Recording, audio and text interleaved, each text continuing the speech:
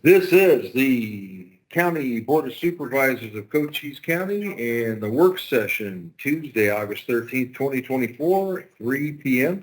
Board of Supervisors hearing room, 1450 Melody Lane, Building G, Bisbee, Arizona, 85603, pursuant to ARS 38431.02H. The public will have physical access to the meeting place 15 minutes prior to the start of the meeting. Any item on this agenda is open for discussion. Roll call. This is Tom Crosby representing District 1. Ms. English, are you with us? Yes, and English representing District 2. I'm here. Yes. And District 3.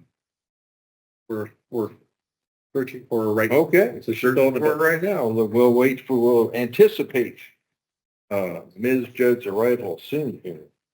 Members of the public may also attend this meeting via Microsoft Teams, computer or mobile app, or via phone by calling 602-609-7513 or 888-680-6714, conference ID 412-898-352#. If you have trouble accessing this meeting remotely, call 520-432-9200 for direction.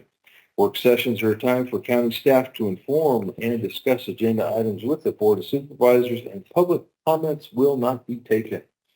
Introductions: we have Mr. Karwachka. We have Ms. Christine Roberts. We have Sharon Gilman. You're going to have to remind me of your name again. Nilsa Flores. Nilsa Flores. Okay. And our presiding judge, Mr. Thorne. David Thorne, President. And Mr. Karwachka is here with us and still anticipating, there she is, the arrival of District 3 Supervisor Judd. And she is here. We've got Mr. Joe Casey. And the item for today is discussion and possible direction regarding the process for filling the JP3 Benson vacancy, or I should say Justice of the Peace 3 Benson vacancy pursuant to ARS 16230A2. Correct. If I may? You may. So the board received a letter from Justice of the Peace Staggs. We received the letter July 29th. He indicated in that letter that his last day would be November 12th, 2024. So it is the obligation of the board to appoint that replacement. And the purpose of this work session is to have that discussion about the process to go through for that replacement.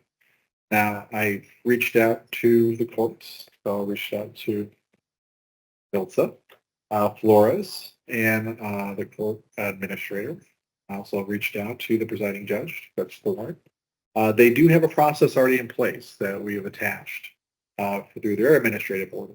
Now, reading through that, it's a very detailed process for their selection of a judge pro tem. It's very detailed. I thought it was a good process to set in place that to talk about the parameters of how to go about it. Now, I anticipate listing the position if that is something that the board is willing to do. We list it publicly. We would list it for 30 days, which comports with the administrative order of listing the position for 30 days. This committee that would be set in place by the presiding judge, Judge Thorne, they would review all applicants. Now, the position would be posted and listed by the county HR because this is slightly different. And the applications will be received, then passed on to this committee. They will make a selection. They will do the interviews. They will also make a recommendation. Now, what would slightly change based on this administrative order is that the list of applicants and even that recommendation would be given to the clerk of the board. And at that point, we would set up another work session to see what the board wants to do, whether they want to interview that candidate, whether they want to interview any other candidates that have submitted before a final selection is made. Now, in this advertisement, there's a couple of things that we need to discuss. One, there's very limited parameters in what a justice of the peace is required to have. Certain requirements are they have to be 18 years old, an Arizona resident, a qualified voter in the precinct that they're in, so resident, must read and write English. So those are the basic minimum qualifications. If there's other qualifications that the board would be interested in, we can talk about it, but that would be the minimum. And that's typically the minimum that in the judge pro tem that they search for. Inquire. I noticed one other thing. They asked, there was a preference for if there's certain qualifications, whether legal experience or criminal experience. But those are the parameters. If we follow that process, we list it publicly for 30 days, give the committee another 30 days to vet through these applications and come with a recommendation. That puts us somewhere in the middle of October to have a work session, maybe sooner. And the board, once again, will review all the applicants and even that recommendation and then decide at that point, do they want to then place it on an agenda for appointment or have interviews with the recommended applicant or any other applicants that were listed or that apply. So that is the general process where I think is follow along with what the core processes are. It does give an opportunity for anyone to apply, and there is a vetting process. So several layers. So that was my thought and process. I don't know if anyone else wants to comment on that process. The only distinctions that I mentioned before is that would change from the administrative order is that county HR would be involved, and that the transmittal typically is given to the presiding judge. That would be transmitted to the clerk of the board, their recommendation, because it's ultimately the board instead of the presiding judge.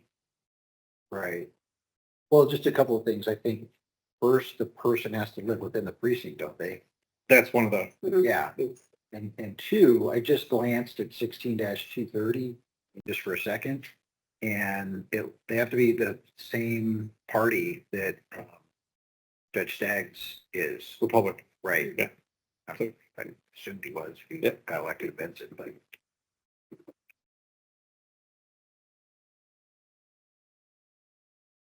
I have a comment if now is the time you accept comments on this.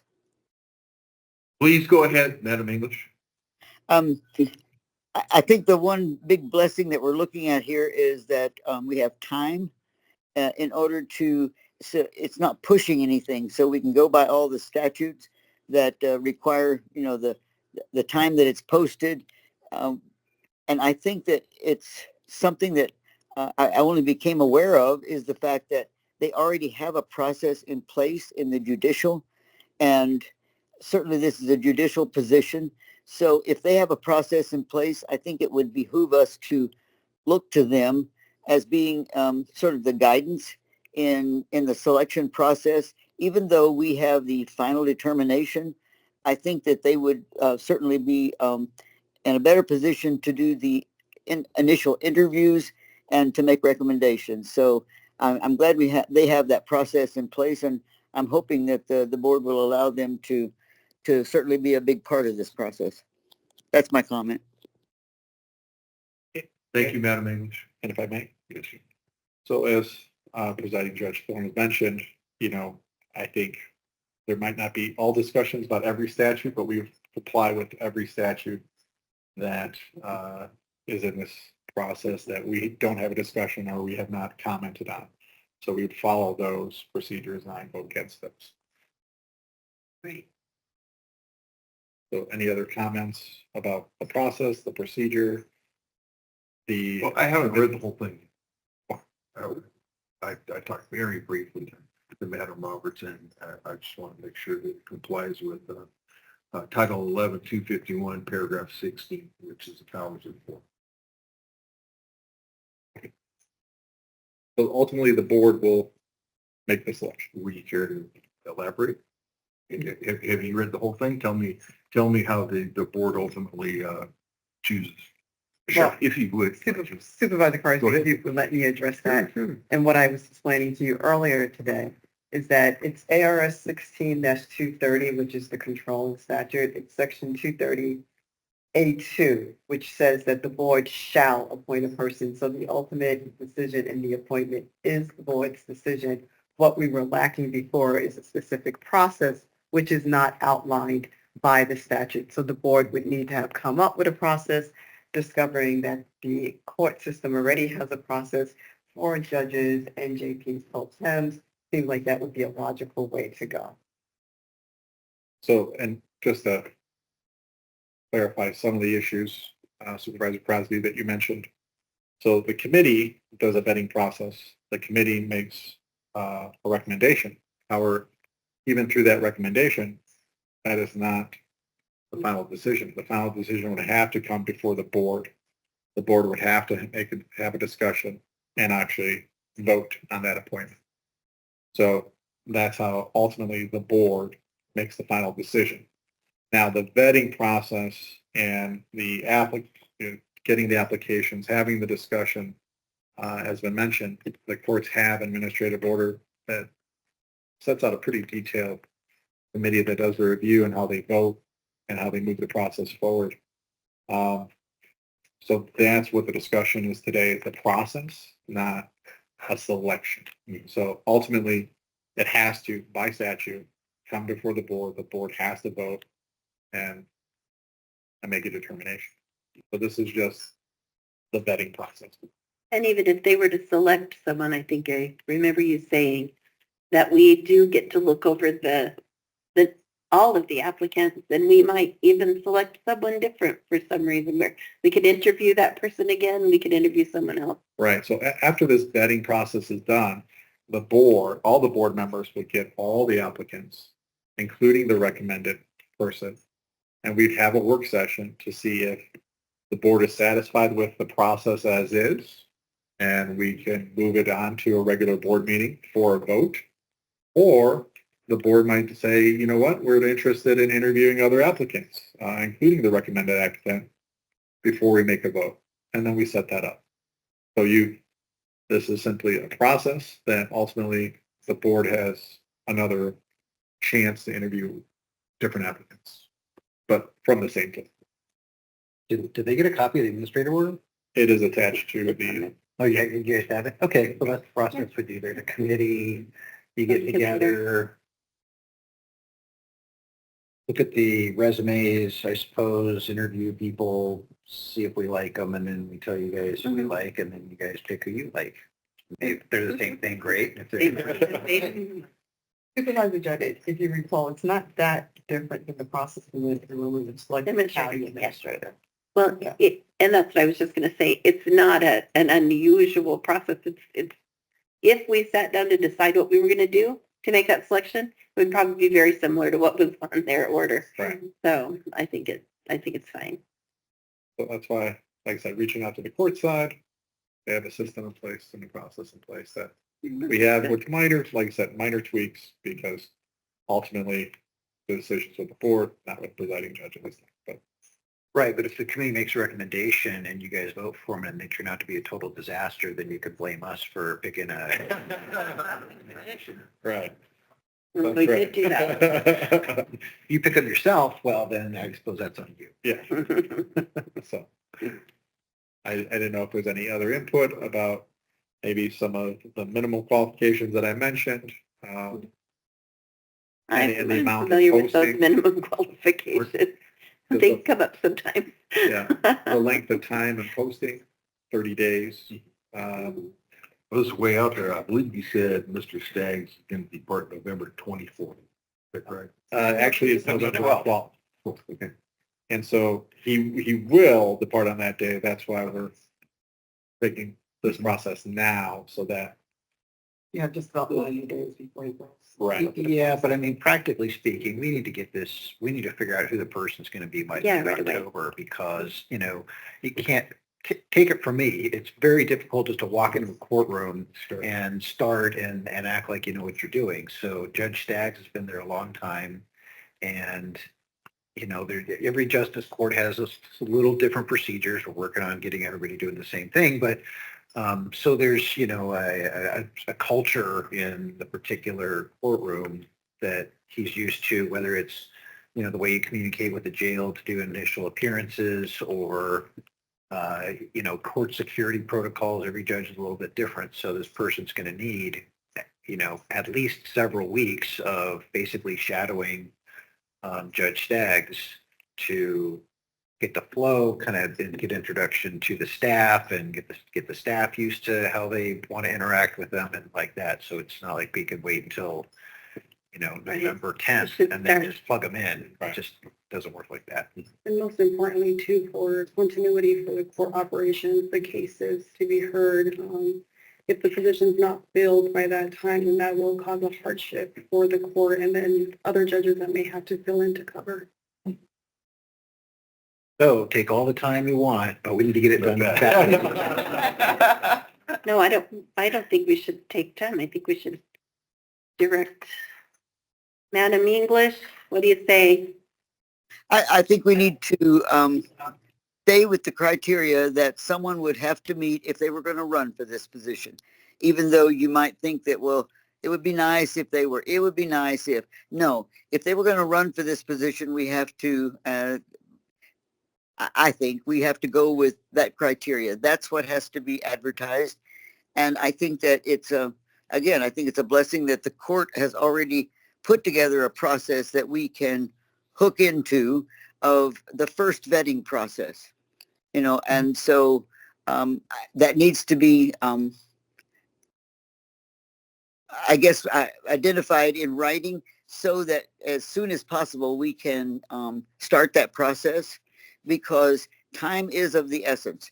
No one steps into a new position and is able to do that effectively on day one. And so as quickly as we can get this done, as long as we're doing the advertising for the correct amount of time, we've got time planned for them to do the interviews.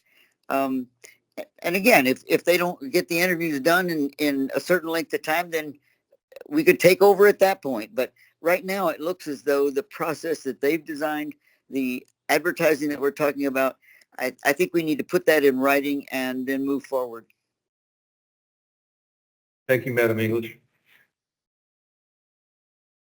Well, do we need a motion? No. They can't be doing a motion. Okay, that's fine. No, it's a work session, but I think we can give direction to the staff to put the what we've talked about today in writing so that it can go to a board agenda. Okay. Well, I would comment that in addition to the ARS 16230A2, we should also be considering ARS 11251, paragraph 16, which is the powers of the board.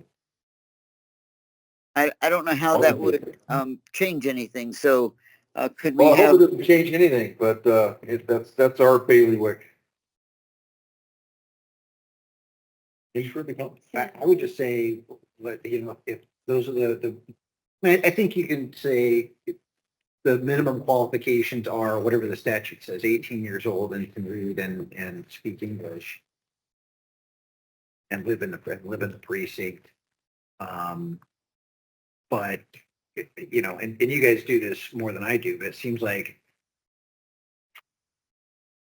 we want to try to narrow it to actual people that we're going to appoint to the seat. So you can see these are the minimum qualifications, but really if we're really looking for people who have some kind of legal experience. My experience is that you get people who are,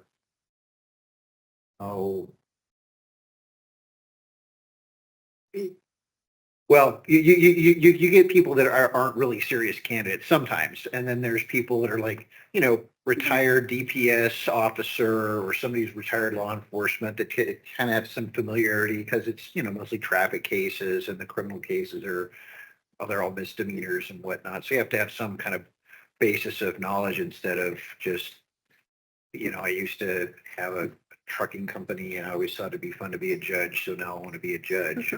Certainly you can be in a trucking company and do that. That's all fine. comes out in the vetting.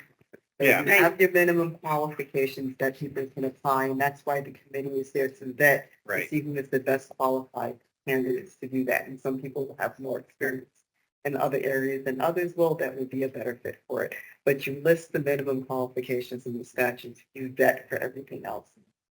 And wouldn't you just automatically ask for a resume and a letter of interest? And then that kind of gives you background. So we're not just going to say anyone who wants to be a judge, Right. who meets these You look qualifications. good in a black robe. Are we able to, and I don't know the answer to this, but are we able to not interview every applicant that applies? Yeah, only interview the ones that are Okay, good. all right, well, that's Yeah. what I was worried about. Yeah, if you won't, you may only interview one, is from what I'm hearing. If you're like, well, I think this is the one, interview them and make sure Okay, it's someone you're okay with. So we can put together a sample or draft, not a sample, a draft job description that we would post, also a draft set of rules to kind of alter or mimic the administrative order with slight modifications, and put it up for a board agenda pretty quickly. Yeah, you could also request a letter of interest to go. The submission. Yeah. Mhm. Mhm. sure. And we got to get our committee together. Figure out who that's going to be. So I will try to have some idea by the end of the week of who might be sitting on that committee. I got to look at this again.